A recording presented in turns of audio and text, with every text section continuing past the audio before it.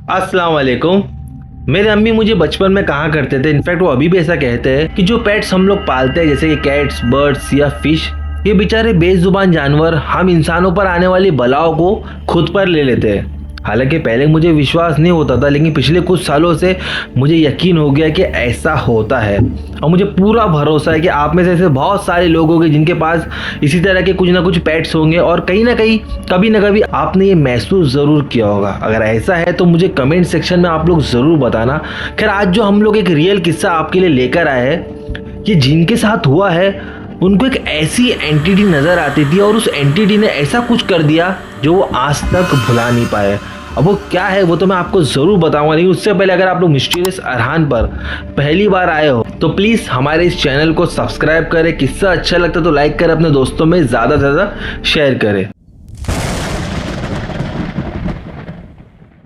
खैर, ये किस्सा हमारे साथ शेयर किया है मुंबई सेंट्रल में रहने वाले यास्मीन जी ने। तो thank you so much Yasmin ji for sharing your real story with us. खैर, वो अपने परिवार के साथ मुंबई सेंट्रल में रहते, जिनके परिवार में उनके हस्बैंड, उनके 2 बच्चे, सास ससुर और उनके 2 प्यारे से पेट, एक बिल्ली है और एक डॉगी है। यास्मीन जी हमेशा से मुंबई में नहीं रहते थे, वो शादी से पहले पुणे शहर में रहते थे, जहाँ पर उनके मम्मी पापा और उनके कुछ रिलेटिव्स रहते हैं। ये अपने माँ बाप की एक लौती बेटी थी।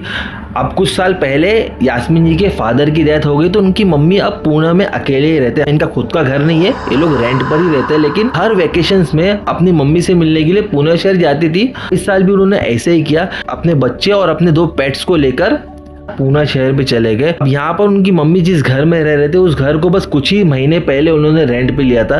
खैर, अब वो उस घर में रहने के लिए गए। अब 1 महीना तो वहाँ पर सब कुछ नॉर्मल था। इनफैक्ट वो वहाँ पर अपनी मम्मी के साथ बहुत इंजॉय भी किए, प्लस वो जितने उनके रिश्तेदार हैं उनसे भी मिले और सब कुछ बढ़िया ही चल रहा था। अब देखते देखते यास्मीन जी के वापस मुंबई जाने का टाइम आ गया, तो उन्होंने सोचा कि यार मेरी मम्मी की इतनी उम्र हो गई और वो अक्सर अब बीमार भी रहते, तो मैं काम करती हूँ, घर में साफ़ सफाई करके चली आती तो उनको कोई चीज़ की दिक्कत नहीं होगी। तो उन्होंने साफ़ सफाई करना शुरू की, उन्होंने हॉल साफ़ किए, उन्होंने बेडरूम साफ़ किए। अब फाइनली वॉशरूम की बारी आई। अभी जो वॉशरूम है कुछ बहुत ज़्यादा बड़ा नहीं था जैसे कि हमारे तुम्हारे घर में होता, बस वो उसी साइज़ का था। तो वो वॉशरूम साफ़ कर रहे थे, तब उनकी नज़र पड़ी कि एक छोटी सी विंडो है जो कि उनके वॉशरूम में, ये हालांकि वो 1 महीने से उस वॉशरूम को यूज़ कर रहे थे, लेकिन कभी उनकी नज़र वहाँ पर नहीं गई थी। लेकिन अब वो जब ये साफ़ सफाई कर रहे थे तो उन्होंने देखी कि छोटी सी विंडो है और उस विंडो के आगे एक पुट्ठा लगा हुआ है। तो उन्होंने उस पुट्ठे को देखे तो पुट्ठा एकदम सड़ चुका था, एकदम भुर्री लग गई थी उसके ऊपर। तो जैसे उन्होंने उस पुट्ठे को खींचे तो वो क्या देखते कि पीछे एक खिड़की है जिसमें जाली लगी हुई है और उस जाली के आगे कुछ है। तो उन्होंने गौर से देखा तो उनको कुछ नज़र नहीं आ रहा था, बहुत ज़्यादा अंधेरा था वहाँ पर। तो उन्होंने अपना मोबाइल निकाले और टॉर्च से जब वो देखने की कोशिश किए तो जाली के पार एक कमरा था जो कि पूरी तरह से बंद था। अभी सोचे कि मैं 1 महीने से यहाँ पर रह रही हूँ, मैंने कभी यहाँ पर गौर नहीं की कि यहाँ पर एक कमरा है। और वो कमरा जो था ना, ऐसा लग रहा था कई महीनों से, इनफैक्ट कई सालों से बंद है। वो पूरी तरह से अंदर से धूल मट्टी मकड़ी की जाले लगे हुए थे और वो जब टॉर्च से देख रहे थे उस कमरे के अंदर दरवाज़ा तक नहीं था। अभी इतना तो वो समझ गए कि ये कहीं ना कहीं ये कमरा इस घर का ही हिस्सा है, लेकिन इसको इस तरह से बंद किसने किया है। उन्होंने फ़ौरन अपनी मम्मी को बुलाया कि मम्मी यहाँ पर एक कमरा है, जब आप रेंट पर ले रहे थे तो आपने देखे नहीं? बोले कि नहीं बेटा, मैंने तो नहीं देखी। और हाँ मम्मी, मैं भी पिछले 1 महीने से वो मेरी भी कभी नज़र नहीं पड़ी। खैर, हमको क्या करना है मम्मी, वैसे भी कमरा पूरी तरह से बंद है और इसमें शायद आने का रास्ता भी नहीं है। तो एक काम करती हूँ मैं, अभी ये मैंने पुट्टा हटा दी तो यहाँ पर या तो एग्जॉस्ट फैन लगवा देते हम लोग, या तो फिर हम लोग कोई कांच लगवा देंगे, तो टेंशन नहीं हम लोग को। तो उसकी मम्मी ने कहा कि जैसा बेटा तुझे ठीक लगे। खैर, अब ये सब साफ़ सफाई करके वो लोग डिनर किए और सब लोग सो गए। अब आधी रात को यास्मीन जी क्या सुन रहे कि उनकी जो बिल्ली है और कुत्ता है उनके रोने की आवाज़ आ रही है। वो यहाँ वहाँ देख रहे कि जानवर की आवाज़ तो आ रही है, मगर ये लोग कहाँ है। वो जैसे ही कमरे से बाहर निकल के देखे तो क्या देखते कि वॉशरूम का दरवाज़ा खुला हुआ है और उनकी जो बिल्ली है वो वॉशरूम के अंदर रो रही है और कुत्ता बाहर भौंक रहा है।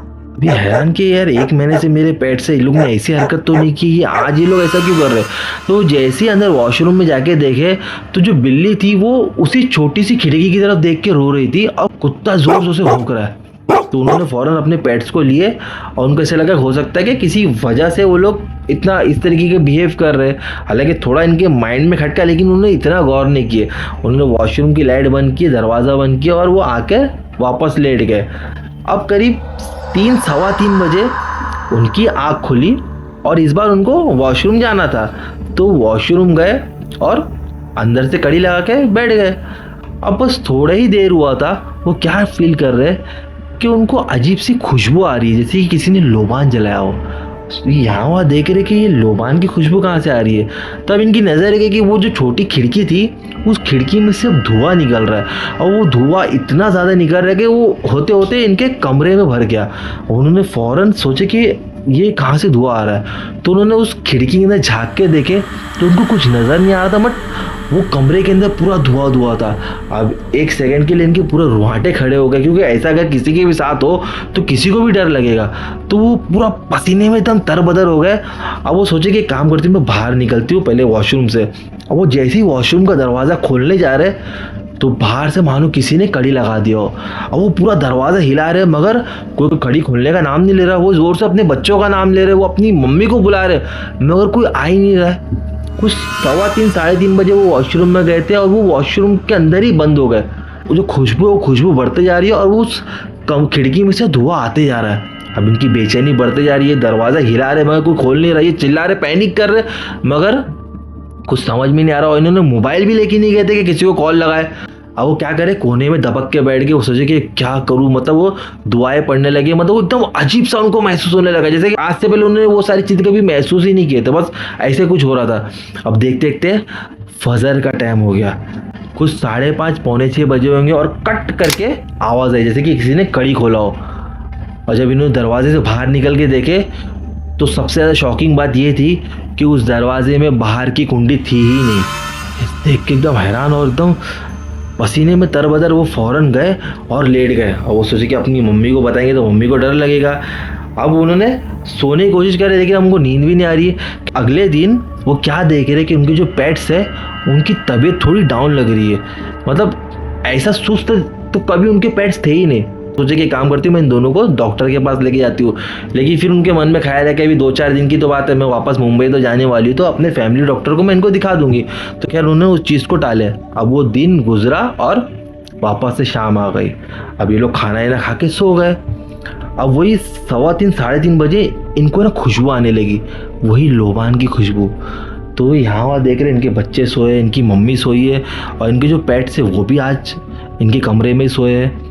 तो ये खुशबू आ कहाँ से रही? तो इन्होंने बाहर निकले तो ये क्या देखते हैं कि वॉशरूम की लाइट फिर से ऑन है और ये जो खुशबू है ये वॉशरूम में से ही आ रही है। ये बड़ी हिम्मत करके वॉशरूम की तरफ आगे बढ़े तो अब ये क्या देखते कि खिड़की में से धुआं नहीं निकल रहा, बट वो हल्की सी लोबान की खुशबू आ रही है। अब इन्होंने क्या किया, इस बार है ना कड़ी नहीं लगाए, इन्होंने दरवाजे को बस टाइटली बंद किया अंदर से और ये सोचे कि अब मैं आ गई तो मैं वॉशरूम करके जाती हूँ यहाँ से। तो बस वो वॉशरूम करने बैठे ही थे, फिर से उनको किसी ने बंद कर दिया और फिर परेशान और फिर देख रहे तो उस खिड़की में से धुआं निकल रहा है, मगर कोई नज़र नहीं आ रहा, बस वो धुआं निकल रहा है। फिर ये पैनिक होने लगे, फिर ये दुआएं पड़ने लगे और ये बस खुद को दबक के बैठ गए। ये चिल्लाने की कोशिश कर रहे लेकिन बाहर इनकी आवाज़ किसी को जा ही नहीं रही है। पता नहीं अल्लाह जाने इनके साथ उस टाइम पे क्या हो गया था। ये बहुत चीखे चिल्लाए लेकिन किसी को आवाज़ तक नहीं आई। फिर वही फजर का टाइम हुआ, जैसे इनकी कानों में अजान आई, खट करके कड़ी खुली और वो दरवाज़ा खुल गया। लेकिन अब की बारी सोचे कि हो ना हो इस खिड़की के अंदर ही कुछ है।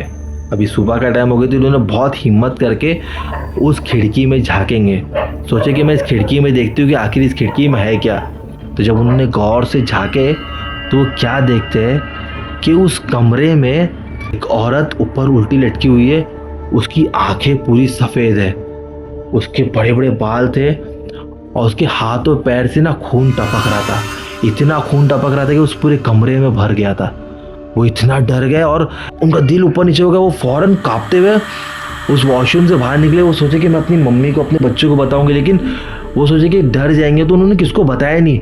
वो कैसे भी दरवाजे को लॉक किए और अपने कमरे में आके बैठे। जैसी सुबह हुई सबसे पहले उन्होंने क्या किया, अपने घर में आयते करीमा पढ़ाए, कुरान खानी कराया। अभी तक इन्होंने किसी को कुछ नहीं बताया और उन्होंने सिर्फ अपनी अम्मी को इतना बोले कि अम्मी आज के आज अभी के अभी तू मेरे साथ मुंबई चल वापस, जो भी है मैं तुझे वहाँ पे बताऊंगी, तू मुझसे बहस मत करना। तो उसकी अम्मी बोले कि हाँ ठीक है। अब उन्होंने वहाँ पर आयत करीमा पढ़ा दी, कुरान खानी करवा दिए, उन्होंने सूरह बकरा सब कुछ वहाँ पर जो वो पॉसिबल कर सकते थे उन्होंने सब कुछ किए और अपने पूरे परिवार को लेकर मुंबई वापस आ गए। यहाँ आने के बाद उन्होंने अपनी अम्मी को सब कुछ बताया, जो सारी चीज़ें 2 रात से उनके साथ हुई। लेकिन सबसे ज़्यादा शॉकिंग बात तो अब हुई कि यहाँ पर आने के बाद महज 2 दिन के अंदर यास्मीन जी की बिल्ली और उसका कुत्ता दोनों की अजीब तरीके से मौत हो गई। मतलब ना ही कोई सिम्टम्स था, ना ही ऐसा कुछ भी था, बस उनकी अचानक से डेथ हो गई। अब अल्लाह जाने वो जानवरों की मौत क्यों हुई या उन पर कोई ऐसी बला आने वाली थी या वो जानवरों ने खुद पर ले ली, वो तो अल्लाह ही बेटर जाने। लेकिन ये सारी चीज़ें हमें यास्मीन जी ने खुद बताया है जो उनके साथ हुई है। अब आपको क्या लगता है कि वो एंटिटी क्या था, क्या कौन थी? जो भी आप लोग मुझे कमेंट सेक्शन में ज़रूर बताना। तो उसके अलावा अगर आपके पास कोई हॉरिफिक इंसिडेंट है तो प्लीज़ वीडियो के डिस्क्रिप्शन में आपको मेरे इंस्टाग्राम की लिंक मिलेगा, मेरा आईडी भी मिलेगा, वहाँ पर आइए हमें किस्सा शेयर कीजिए। हमारा चैनल अभी बहुत छोटा है लेकिन आप सबकी मदद से हम लोग बहुत आगे बढ़ सकते हैं। अगर आप लोग चाहो तो कुछ भी पॉसिबल हो सकता है। तो इस स्टोरी को ज़्यादा से ज़्यादा शेयर करो। मैं मिलूँगा किसी नेक्स्ट किस्से के साथ। Till then